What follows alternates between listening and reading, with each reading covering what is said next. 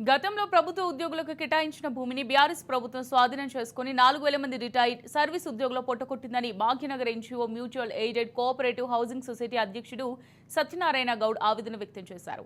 2008లో శేర్లింగంపల్లి మండలం గోపన్నపల్లిలోని survey number 36-37లో 189 ఎకరాల 11 గుంటల స్థలాన్ని ఉద్యోగుల ఇండ్ల స్థలాల కోసం అప్పటి కాంగ్రెస్ ప్రభుత్వం కేటాయించిందని ఆయన తెలిపారు. అయితే ఈ స్థలాన్ని గత కేసీఆర్ ప్రభుత్వం 2014లో స్వాధీనం చేసుకుందన్నారు.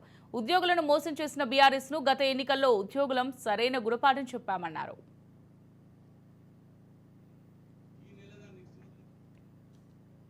మంది పెన్షనర్స్ సర్వీస్ ఉద్యోగులతో నుంచి రిక్వెస్ట్ చేస్తాం సార్. మీకు గత ప్రభుత్వం ల్యాండ్ రిజ్యూమ్ చేసుకుంది.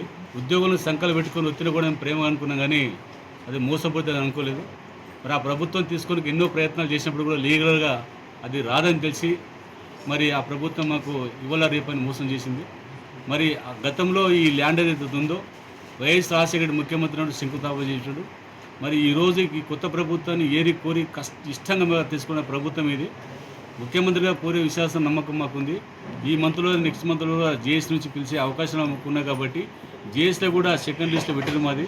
అంటే జేఎస్ 114 సంఘాలు ఉండేటువంటి జేఎస్లో కూడా అన్ని సంఘాలు పోయి ఈ సొసైటీకి అన్యాయం జరిగింది కాబట్టి ముఖ్యమంత్రి దృష్టిలో తీసుకోవాలని రెండో ఐటమ్ నెంబర్ పెట్టారు. కాబట్టి గౌరవ ముఖ్యమంత్రి గారి అంబుల్ రిక్వెస్ట్ చేసుకుని సార్, మేము చాలా మంది చనిపోయిన ఉద్యోగులు ఉన్నారు కాబట్టి ఈ నెల నెక్స్ట్ మంత్ పిలుస్తారు. తప్పకుండా మేము విత్డ్రా చేసుకుంటే 4,000 మంది అక్కడ ఇల్లు కట్టుకుంటారు. ఇంకోటి ఏంటంటే అక్కడ ఆల్రెడీ 142 ఎకరాలు ఏదైతే ఉందో అది లేఅవుట్ అప్పుడు లేఅవుట్ అది అప్పుడు గతంలో 18 కోట్లు కట్టినాము. 18 కోట్లు డెవలప్ చేసిన ల్యాండ్ అది. దీన్ని దృష్టిలో పెట్టుకొని మా ఉద్యోగులు అంటే మీరంటే మేము ఉద్యోగులను ఏ ప్రభుత్వంలో ఆ ప్రభుత్వం పనిచేస్తాం, కానీ గత ప్రభుత్వంలో భయపడి పనిచేస్తాం.